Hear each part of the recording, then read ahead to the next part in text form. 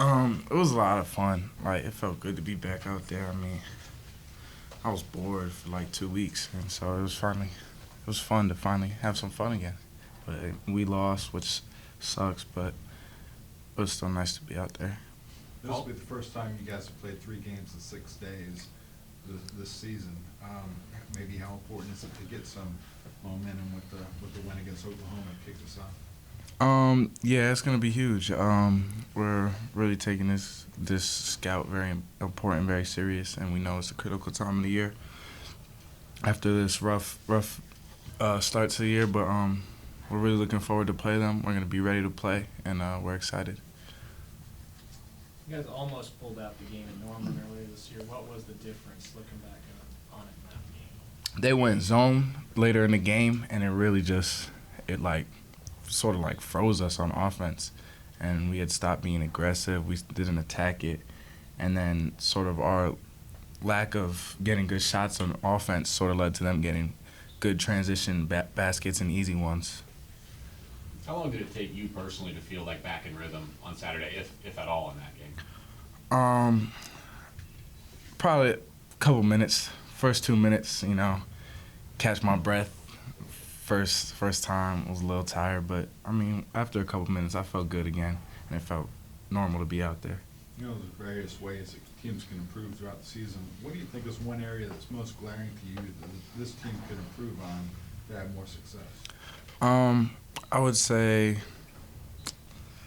offensive execution. Just we need to get better shots, and looking at the film too much every game and seeing bad shot selection, and part of it starts with attacking early in the offense and just executing our plays, executing our sets, and cutting hard, moving without the ball and whatnot, so we all get good looks at the rim. You just mentioned how Oklahoma went zone and caused some issues the last time. I guess what's stopping them from doing it in this game, and I guess are you guys prepared if they come out with that? Oh yeah, we're very prepared. We're actually expecting it. We watched the film the last time we went against their zone, and it was sort of uncharacteristic because for a time period a couple of years ago we were bad against zones, and then we sort of started to pick it up last year, and at the beginning of this year we did well against zones, but then they did it out of nowhere, and they never ran zone. It was like before they played us, they were like 99.8% man, and they just did it out of nowhere, and we caught us off guard. So. How did you feel guys like David and Dejuan played with increased minutes in your absence? They've played really well. They've stepped up a lot, and they've just grown into bigger roles, and it's expected. I mean, this is their first year here, both of them playing at this type of level, and it's new to them. And you can see they've really improved on defense too, and that's the most important part. And they're going to keep improving, and they're going to be really good for us. You've been through the Big 12 grind before, Mike. This one might seem a little tough for you guys, losing 8 of the last 10. How do you guys maintain that positive focus going forward? I mean, we just got to try to stay positive. We got to do our best, and we know we've suffered some bad, tough losses by a couple points and whatnot, and let games slip away. But we can't lose confidence in ourselves. And Coach Lowry always says we're one big win away from getting our confidence back and getting rolling, and that's what we need, and we're looking for that to start this next game. I know, Mike, how many positives do you feel like there were in the way that you guys fought back in the second half of that game on Saturday? There were a lot of positives, but at the end of the day, we didn't come out with the win, and that's really all we're hoping for. And I know the coaches are happy that we fought, and that just shows the competitiveness that we have and the heart that we have. But now it's going to take combining that heart and competitiveness with offensive execution and playing smart. When exactly did you get the injury that kept you out a few games? When? Yeah. I'm not too sure. I was playing at Texas, and then my head was just hurting, so I was like, I didn't think anything of it. And after the game, I told the trainer, Luke, and next day did some tests. I didn't do so well on the test, and that's really how I found out. How much practice time did you have before you went back out there? We played on a Saturday. Thursday I had a non-contact practice, and then Friday I did the full practice and then played Saturday.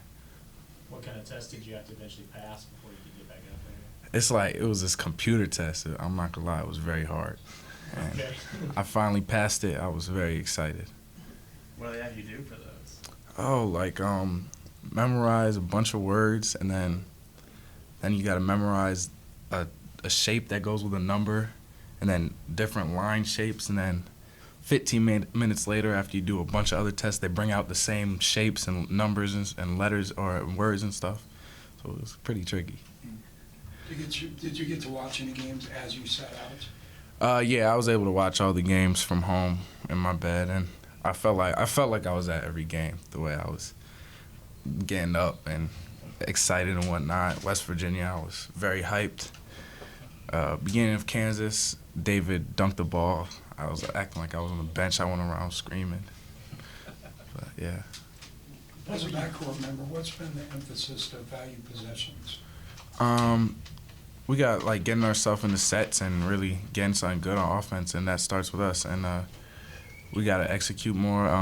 Point guards or whoever's bringing the ball up the court needs to get us into something, and also taking care of the ball and not turning it over, getting good looks at the rim. Were you just at home when you had the concussion, or how did you guys spend that time that you were out? Yeah, I was sort of Luke had me isolated at home. I wasn't allowed to eat with the team, be around the team much. But some guys came and visited me, which was much appreciated. How big would a win over Oklahoma be? It'd be huge just to, like I said, just to get us rolling, get us started, and build our confidence. And we need to just see this one big win, and we need to build off of it. And that's what we're hoping to get out this next game. Mike, I noticed you got your Kobe's on. What was that kind of a day like for you guys as a team, and what impact that had on you? Man, it was huge. I remember when I first heard I was in Coach Henderson's office, and we were actually just talking about basketball. We were talking about who's the greatest of all time, who ran errors. We were talking about Kobe actually, about like 30 minutes before. And then somebody, one of the managers came in and was like, "Did you hear the news? Kobe died." And I was like, "What? Like, that doesn't even make sense." And then checked the internet, and it was just like, you see, like you couldn't believe it. And then it came on CNN, and the ESPN confirmed it, and it was heartbreaking. It was really sad. And then you found out his daughter Gigi went with him, and man, it was just really heartbreaking. It was tough to hear. How much of an effect did he have on you growing up playing ball? It was so growing up. I was like, I became a Heat fan with Shaq and D Wade, and Kobe and the Spurs were sort of like the teams out west, and it was like he was never my favorite player, but he was always a guy you loved to watch and whatnot, and he meant so much to the game, the Mamba mentality, just the killer mindset that he really instilled to the game. It's so impactful on my generation, and yeah.